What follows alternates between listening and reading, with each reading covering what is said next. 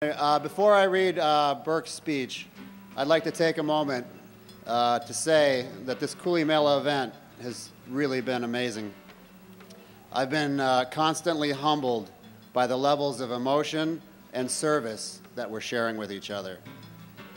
I'd especially like to thank all the families of the organizers, and mine in particular. I bet you guys thought you'd never be so involved with this event.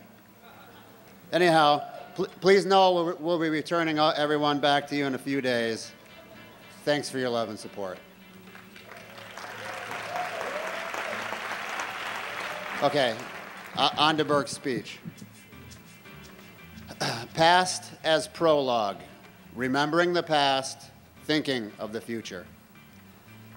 As I thought about what I might say on this occasion, I couldn't help but think of the days back to 1979 and 1980, when I was working with one of the boys' ashrams in Los Angeles as part of my research, taking boys who were then 5, 6, and 7 years old to Venice Beach or to a park near the temple.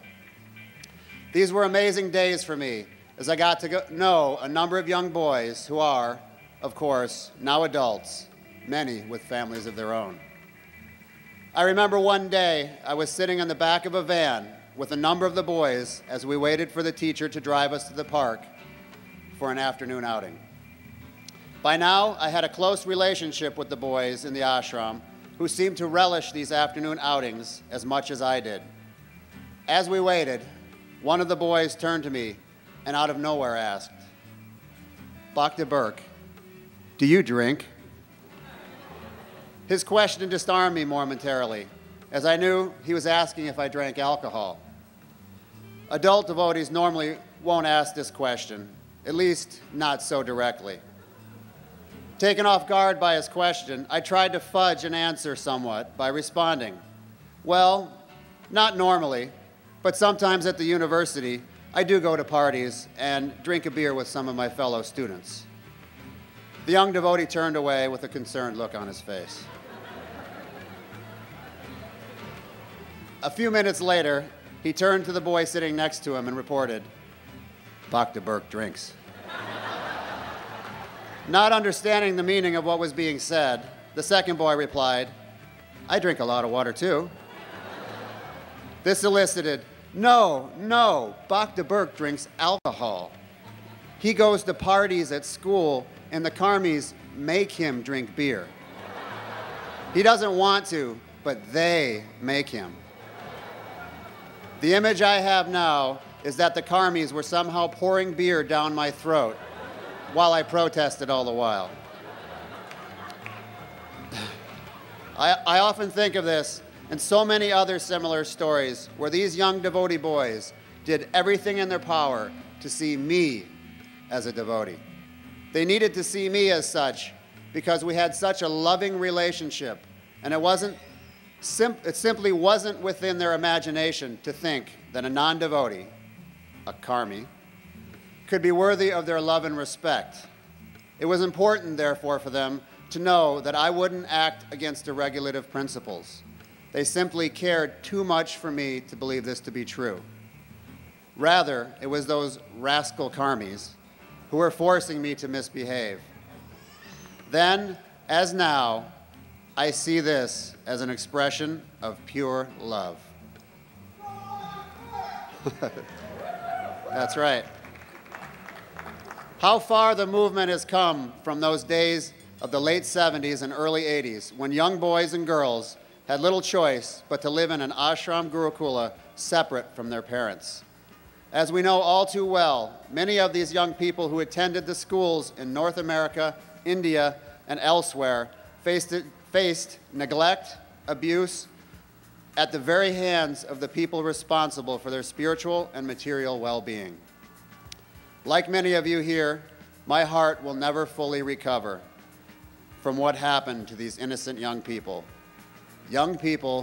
that Prabhupada called the future hope of his movement. But while our hearts may be broken and anger may persist amongst some second-generation devotees and their parents, we are all here today for some reason. The past, The good, the bad, and yes, the tragic and the ugly has somehow kept us all together. The young boy who in 1979 struggled to see me as a devotee lives in all of us. Knowingly or unknowingly, we are joined together in a powerful way, not by an institution, but by our collective lifelong experiences of love and, yes, disappointment, which have shaped us both individually and collectively. Oh, how I wish I could be among you now so that I might too feel that love, especially as the kirtan begins and all that separates us melts away with each penetrating drumbeat.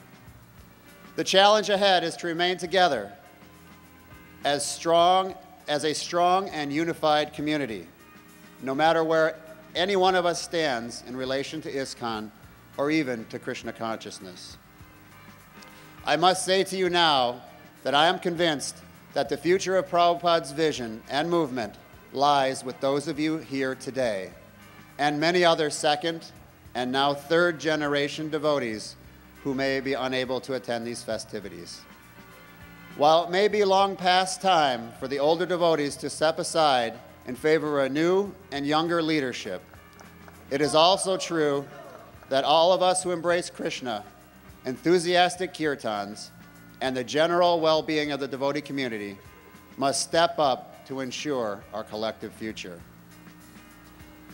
The past must never be forgotten, but the past must also inform the struggle to create a better future for all generations of devotees.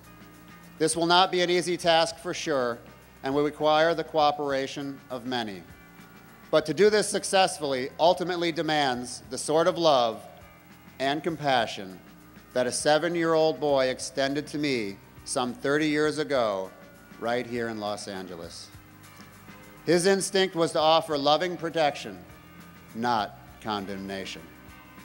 I pray that all of us can do the same as we move forward together to create a future for ourselves, our families, and the greater devotee community. All best wishes, Burke, Rochford.